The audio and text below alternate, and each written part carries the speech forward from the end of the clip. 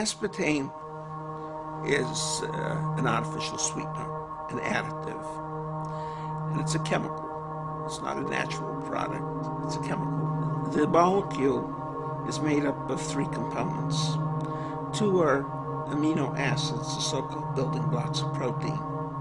One is called phenylalanine, which is about 50% of the molecule, and the other is aspartic acid, which is like 40%. The other 10% is a so-called methyl ester, which as soon as because it's swallowed, becomes free methyl alcohol, methanol, wood alcohol, which is a poison, a real poison.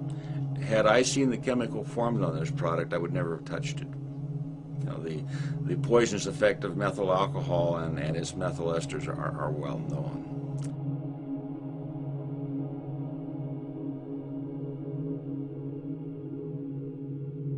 The G.D. Searle Company, in the quest to get approval for their product, aspartame, they conducted a study on animals in which they fed some animals, like I said, low dose, medium dose, high dose of the product, and then they used control animals that supposedly did not get any of the product. When they submitted this to the FDA and the FDA looked at it, there was some question about the study. Well, one of the scientists, a neuroscientist, looked at some of this, and he saw a lot of red flags. He said there's some real questions here about tumors being caused by this product, particularly brain tumors. So they ordered a study to be done by the Bureau of Foods, which was the precursor to the FDA. And Dr. Jerome Bressler was in charge of this group to look through the research that had been done by G.D. Searle, and that's what the Bressler reported about. And this is the report here. Basically what it shows is that either a lot of purposeful shenanigans was carried on to get this product approved, or, as he states it, it was the world's worst research. They found that what they did is the animals that died after being fed NutraSweet, they didn't autopsy the animals right away. Some of them were not autopsied more than a year afterwards. And of course the tissues broke down and liquefied, and so they couldn't do proper studies on them, but they reported it as if they had, and they reported these as normal.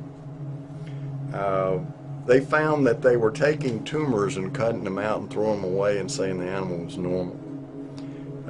They had animal tissues that had obvious tumors in it that were reported normal.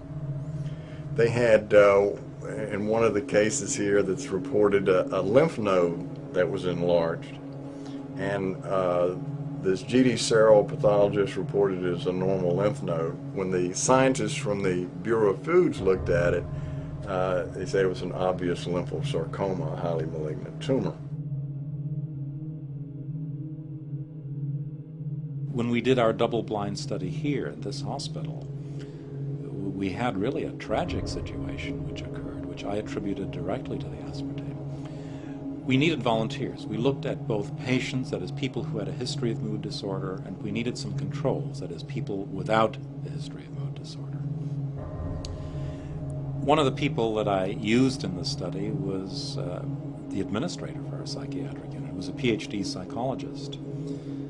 And several days into this study, he had an emergency. He had an ophthalmologic emergency. That is, he had sudden bleeding in his eye and a detachment of his retina. He had to be rushed to Cleveland for emergency surgery. His eye could not be saved. He lost the vision in one eye. At the same time, we had another participant in the study, a nurse, who also had an episode of intraocular bleeding, that is, bleeding within her eye. So we had 2 people who, during the course of the study, had eye emergency.